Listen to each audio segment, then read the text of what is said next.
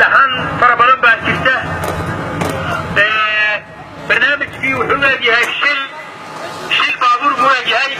laakiin baaritaan badan baa jira ilaa 8 saacadood oo dambe baa baaritaan soconaya waxay naga codsadeen in loo fasaxo baaritaanka maadaama shil adag uu yahay ama wixii kale la socdana inaynu hubsanno marka labadii gabdhood gabadh waxaa laga helay bannaanka oo ku filiintay mid iyo gaadhigiina weli way ku jiraan weli hawshoodii way culus tahay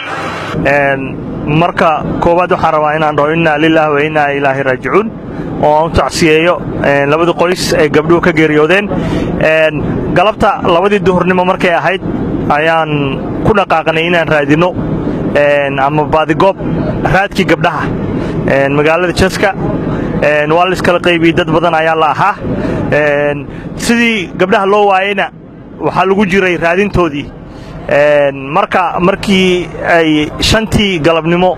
ay ahayd ayaan waxaan aragnay booliiskii oo meeshan hadda aan ku sugannahay laga helay meydadkii gabdhaha welina baaritaanka uu ka socdo oo taagan marka booliiska ayaa waxay arkeen raad baabuur ama shaagaga baabuurta oo maaragtay haradan iyo meeshan biyaha ay ku jiraan galay markaas ayay waxay bilaabeen baaritaankii wuxuu hadba heer gaaro isku dhiidhiibo waxay noqotay in dad biyaha baara dadka dabaasha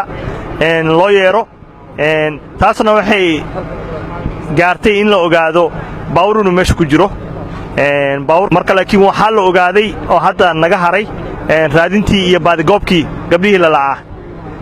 waana la xaqiijiyey inay geeriyoodeen wixii sababtay u geeriyoodeen iyo wixii dhacayna lama sheegin ilaa hadda muddo ayayna qaadanaysaa in la ogaado labadii gabdhood gabar baa la helay oo meydkeeda maaragtay hadda laga soo saaray biyaha meydkii labaad weli lagama soo saarin waxaanu sugaynaa in meydkii labaad la soo saaro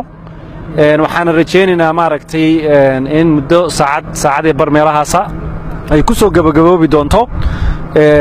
labada maaragtay marxuumna meydkooda meesha laga soo saari doono haddii la yiraahdo. My name is Scott, Scott Knight, Knight. I am the Chaska Chief of Police. All right, great. What's going on here?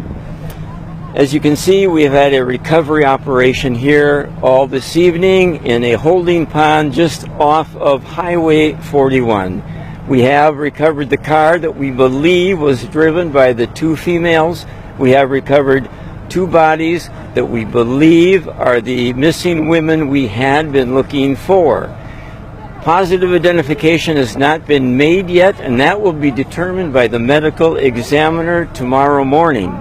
We have spoken with the family. We have told them what we have found to this point and what they can expect going forward. We have no reason to believe that this is nothing but a very sad tragedy, a traffic accident, and we are very sorry for all those who lost their loved ones.